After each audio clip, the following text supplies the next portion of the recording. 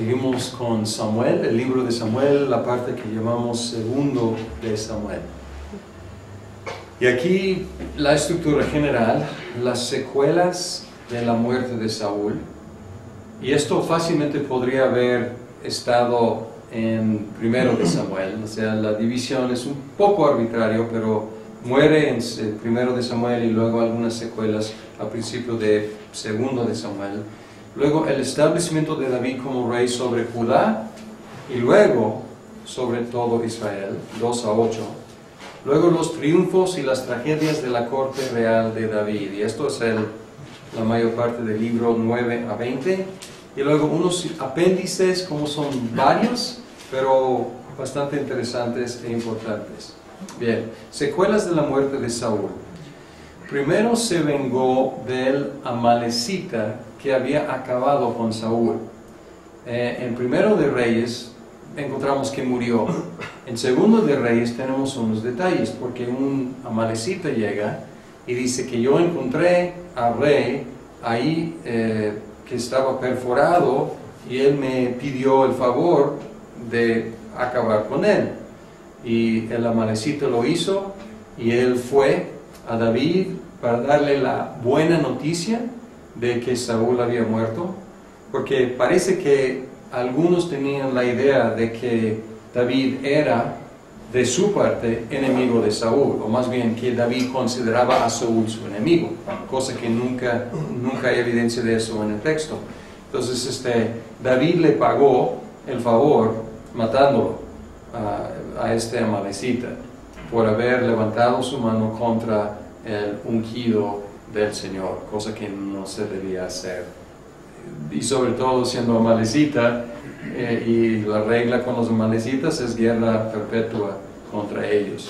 Luego David compuso un lamento en honor de Saúl y Jonatán, y aquí vemos evidencia de sus talentos de música y de composición. Y sin duda estas acciones fueron sinceras, pero también eran políticas, o sea, funcionaron en un sentido político favorable, porque comunicaron a los seguidores de Saúl que David nunca lo había considerado su enemigo. David no estaba ahí bailando en la calle porque Saúl había muerto. No, al contrario, se vengó del que acabó con Saúl y también compuso un lamento por la muerte de Saúl, su rey, el ungido. Y luego la segunda sección, David, rey de Judá, y más adelante de Israel. Primero David fue coronado como rey de Judá, Isboset de Israel. Isboset era hijo de Saúl, lo cual causó guerra entre las tribus. Entonces este experimento de unificar al pueblo de Dios bajo un rey duró solamente un reinado y no duró tanto tiempo, o sea, duró unas décadas, porque Saúl reinó como 30, hay un problema en el texto ahí, pero podría haber reinado como 35 años quizás, pero después otra vez guerra entre las tribus. ¿Cómo terminó Jueces? Guerra entre las tribus. Y ahora, ¿cómo empieza segundo de Samuel? Otra vez guerra entre las tribus. Después de unas intrigas, una defección y unos asesinatos, David fue coronado rey de todo Israel. Entonces fue un proceso bastante feo que culminó en la coronación de David como rey de todo Israel. Enseguida, David conquistó Jerusalén y derrotó a los filisteos, algo que no se podía hacer antes. Y también llevó el arca a Jerusalén para hacerla de Jerusalén no solo el centro político, sino también el centro religioso de Israel. Ya no en Silo, ahora en la ciudad de David. Entonces podemos ver que está consolidando su reino y centralizando política y religiosamente el país. El capítulo 7 es clave en la historia de la redención, en la historia de David sí, pero en la historia de la redención, porque registra el pacto que Dios hizo con la casa de David. Y hay una conversación aquí. David dice, quiero construirle una casa para Dios. Natán dice, David, señor rey, todo lo que usted haga, Dios está bendiciendo, adelante. Y luego Dios se revela con Natán y la palabra para David es, no tú. Pues no necesito que tú me construyas una casa, yo voy a construirte a ti una casa. Y la casa, entonces es un juego de palabras, o sea, David va a construir un templo, quiere, pero lo que Dios va a hacer es construir una dinastía para David, que su casa iba a durar perpetuamente. Y aquí pongo versículo 23, 5, porque en capítulo 7 no se menciona la palabra berit, pacto. Pero en 23:5 David describe el arreglo como un berit, como un pacto. Por eso podemos hablar del pacto davídico. Y luego sus victorias en capítulo 8 solidificaron su reino sobre todo Israel. Y también tenemos que ver algo aquí pactual. Cumplieron con las promesas de Dios a Abraham. ¿Qué había prometido Dios a Abraham? Que él iba a dar la tierra a sus descendientes. ¿Cuándo fue cumplido esto? Hasta el reino de David. Josué no lo completó, los jueces mucho menos, Samuel tampoco, Saúl tampoco. David fue el que completó la conquista de la tierra. Entonces aquí con David marca el cumplimiento de una de las promesas importantes que Dios había hecho a Abraham, y marcó un fin de época. Ya no es tiempo de conquistar, ya es tiempo de consolidar, porque ya la tierra por fin está conquistada, dominada por los descendientes de Abraham. Y luego, esta es la sección de la segunda sección, y vamos rápidamente resumiendo. David, rey de Judá e Israel. La tercera sección es la corte real de David, y podemos decir los triunfos y las tragedias de la corte real de David. Ya solidificado su reino, David mostró su amor a la familia de Saúl, honrando a Mefiboset, el hijo de Jonatán. Él le devolvió toda la propiedad de Saúl, y también lo invitó a vivir con él y comer en su mesa. Otra muestra de amor sincero, pero también pues un buen gesto político. O sea, está diciendo, yo no estoy en contra de Saúl, nunca he estado, y aquí estoy honrando a su descendiente. Luego David estableció a Israel como el poder regional con su derrota de los amonitas y los sirios. Pues aquí los sirios quieren echar la mano a los amonitas que colindaban con Israel, y los sirios, el fin de esto es interesante porque dice, los sirios ya no querían ayudar a los amonitas porque fueron derrotados las dos naciones. Pues aquí David se estableció como el poder más importante en el Medio Oriente. Y luego tenemos el trágico versículo 11:1. Y aquí este versículo es el eje de Segundo de Reyes, hablando de su flujo literario, su flujo en cuanto a el desarrollo del drama. Y aquí dice, en la primavera, que era la época en que los reyes salían de campaña, David mandó a Joab con la guardia real y todo el ejército de Israel para que aniquilara a los amonitas y sitiara la ciudad de Rabá. Pero David se quedó en Jerusalén. Y ese versículo es el eje. O podríamos decir, ¿cómo describirlo? O sea, todo gira en ese versículo. Y podríamos decir el parteaguas también. De todo hasta este momento, para arriba, todo cada vez mejor. Todo lo que David hacía era excelente. Y aquí es el principio de la de la tragedia de la vida de David. Su pecado con Betsabé y contra Urías trajo mucho sufrimiento y discordia a su familia y a todo Israel. Muchos murieron a causa de ese pecado que David había cometido. Primero Urías murió y otros probablemente por el complot contra Urías, probablemente otros soldados muertos, pues el niño, el bebé, fueron los primeros muertos, pero luego por los golpes de estado, sobre todo Absalón, su propio hijo, muchos miles murieron, y la pena era que la espada nunca apartaría de la familia de David. Y trágicamente vemos esto en el resto de esta sección, de 12 a 20. Y la verdad, esta es una gran desilusión. Si estamos leyendo y si no supiéramos, y aunque sabemos que sigue, la verdad llegamos a esto y debe causar una gran tristeza, una gran desilusión, porque parecía que David era la respuesta, la última respuesta, la final, la máxima respuesta a la necesidad de su pueblo, a la necesidad de la humanidad, tener un rey así. Y parecía que ese clamor de jueces, que Saúl no había podido contestar, que David por fin no había contestado.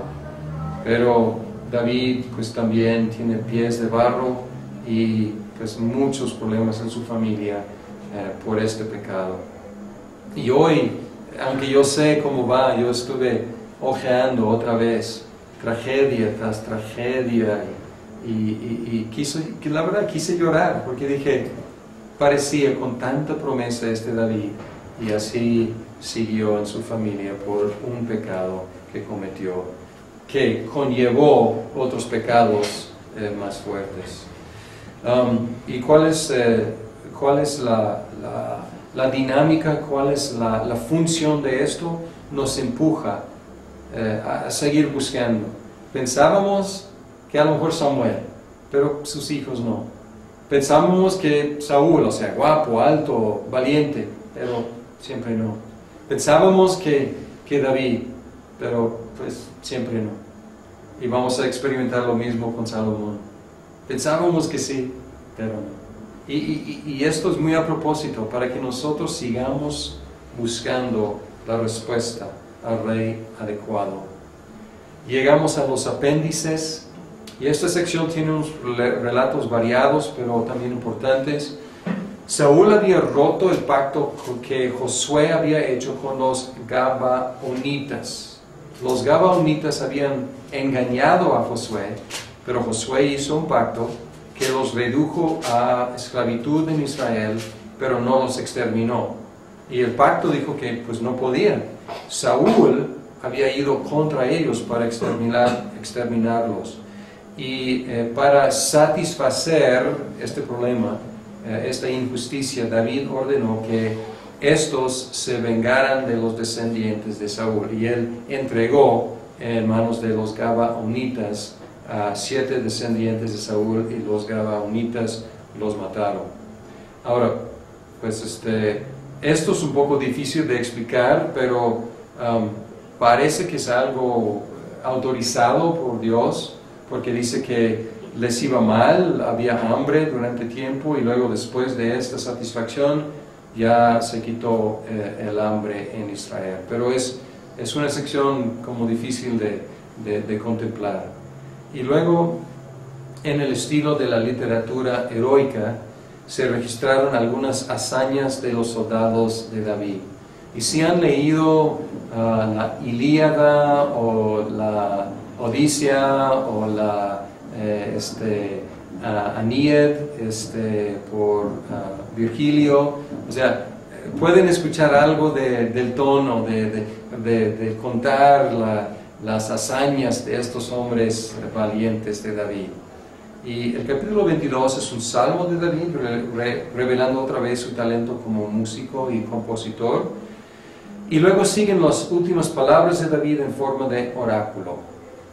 Y luego hay una lista de los hombres valientes de David, terminando la lista con Urías el hitita. Y esto es, o sea, leyendo la lista, esto como te impacta al final, porque el último de los hombres valientes de David, de los más selectos, los más fieles, los más valientes, entregando sus vidas por David, el último es Urías el hitita. Y luego tenemos el último capítulo, que es lamentable, y podríamos decir que es el segundo de los dos grandes pecados de David. Primer gran pecado con Betsabé y Urías. Segundo gran pecado es el censo militar. Y esto trajo muerte sobre Israel. Parece que el pecado fue la dependencia de números de soldados más que del Señor. Y aquí esta es en violación de los principios de Deuteronomio, de depender del Señor y no de superioridad de números. Y como castigo, Dios le dio a David tres opciones como castigo. Él podría escoger entre los tres. Había dos que caerían sobre el pueblo y uno que caería sobre él. Y David no precisamente escogió entre los dos, pero él no optó por la opción que caería sobre él. Entonces él escogió que Dios decidiera entre las otras dos opciones, pero él decidió que cayera sobre el pueblo el castigo y no sobre él. Y por lo tanto hubo una peste en la nación que mató dice que 70,000 personas. Y demasiado tarde David intercedió por las ovejas. Él dice que ¿qué culpa tienen ellos son ovejas? Y luego dijo que caiga sobre mí y sobre mi familia el castigo, pero era demasiado tarde. Y luego David compró la parcela donde la peste se detuvo y ahí construyó un altar y ofreció sacrificios a Dios. Y así termina trágicamente este libro de Segundo de Samuel. El mensaje. Algunas cosas que ya mencionamos. El rey. Todavía sigue la pregunta acerca de lo conveniente de tener un rey y dónde encontrar al rey adecuado. ¿Era conveniente tener a David como rey? Pues sí, pues conquistó todo el territorio, les dio paz, derrotó a los enemigos por todos lados, pero también era capaz de raptar a la esposa y violar o sea, por lo menos seducir la esposa de uno de sus fieles, tramar la muerte de su fiel, sacrificar el pueblo para salvarse a sí mismo. Entonces, ¿es conveniente? Pues ahí es todavía la pregunta. Y la desilusión y la búsqueda siguen durante el resto del Antiguo Testamento. La desilusión con los reyes y la búsqueda. Quizás el próximo será el rey que realmente necesitamos, y sigue la desilusión. Solo se contesta definitivamente con la llegada del Hijo de David, y en él se cumple la promesa de la perpetuidad de la dinastía, porque Dios prometió a David un reino eterno, y aquí en Cristo, el Hijo de David, tenemos el cumplimiento del reino eterno. Deuteronomio prometió descanso de los enemigos, capítulo 12, el cual David consiguió por medio de sus victorias y perdió por medio de sus pecados. Entonces, pues, cumplimiento y luego pérdida de lo cumplido. El tema también deuteronomista de retribución continúa en Samuel. Bendición sobre obediencia, maldición sobre desobediencia. Entonces esto es un tema que sigue en esta historia y por lo tanto la llamamos deuteronomista. Y además la tensión entre la gracia y la justicia. Y esto tiene que ver con la retribución. Dios da como gracia, da la tierra como regalo inmerecido. Y al mismo tiempo, para mantener la bendición de la tierra, tenían que cumplir con la ley de Dios. Pues aquí hay gracia y justicia. Pero esta tensión entre gracia y justicia está resuelta hasta la cruz, la máxima expresión de la gracia de Dios hacia los pecadores y la justicia de Dios sobre el pecado. Y por fin, la ironía. Hay elementos irónicos, pero trágicos al mismo tiempo en Samuel.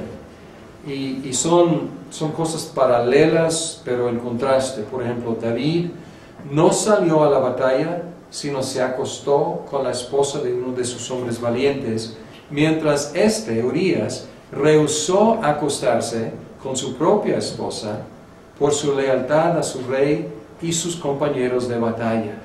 Entonces él dice, ¿cómo puedo hacer eso cuando mis compañeros están ahí peleando en nombre de nuestro rey David? Entonces es un contraste completo.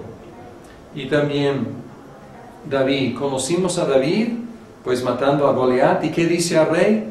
Pues rey, yo soy pastor, yo sé defender a las ovejas. Yo sé cuando un oso, un león viene, lo agarro y lo mato para proteger a las ovejas, arriesgando mi propia vida. Así lo conocimos. Y luego nos despedimos de David. ¿Qué está haciendo? Sacrificando las ovejas para salvarse a sí mismo. Y así termina el libro con este contraste. Y esto nos empuja a seguir buscando, porque todavía no había llegado el buen pastor, quien dio su vida por las ovejas. Y aquí, en general, tenemos estos dos conceptos de continuidad y discontinuidad. Entre David como tipo de Cristo y Cristo mismo como el antitipo, hay similitudes y contrastes. Y las similitudes anticipan la máxima manifestación de las características positivas que encontramos en David. ¿Hay algo positivo en David? Perfecto. Vamos a encontrarlo maximizado en Cristo. Y los contrastes señalan la gran necesidad del Rey Mesías, que no tiene las debilidades de David. ¿Tenemos algún defecto en David? Pues esto nos manda a seguir buscando al Rey, al Mesías, que no tenga esos defectos, que más bien tiene, en lugar de los defectos, tiene virtudes que son exactamente lo opuesto a los defectos. Entonces así, este concepto nos da como dos vías para llegar desde esta historia, y realmente toda la historia del Antiguo Testamento, hasta su cumplimiento en Cristo. La vía negativa por medio de discontinuidad, la vida positiva por medio de la continuidad. Bien, ¿algún comentario o pregunta sobre Samuel? Al principio, cuando dicen de la Amalecita, sí, de la Amalecita, ¿verdad? Que mató al rey. En realidad no lo mató, sino dijo que lo mató para quedar bien y eso le costó la vida, ¿no? Perdón, que el Amalecita acabó con él, ¿no? O sea, pero en realidad no acabó con él, ¿no? Sino que el mismo rey Saúl se suicidó echándose sobre su propia espada y él pensó quedar bien con David, diciéndole que lo había matado, siendo que no lo había matado, pero esa mentira fue para su propia vida, ¿no?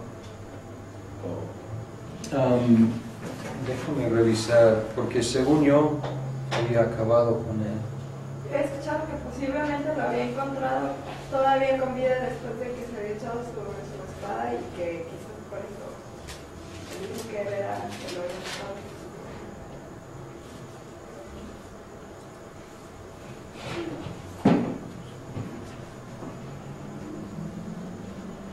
Pues yo estoy creyendo a la Amalecita, porque él dice, yo me acerqué y lo maté, pues me di cuenta de que no iba a sobrevivir al desastre. Entonces, por un lado, él lo presenta como algo misericordioso, pero entonces yo estoy creyendo a la Amalecita que él dijo eso. Les parece que él intentó suicidarse y no tuvo éxito, porque no quería que los filisteos tuvieran el placer de matarlo. Entonces, así estoy leyendo el texto, como el Amalecita diciendo la verdad.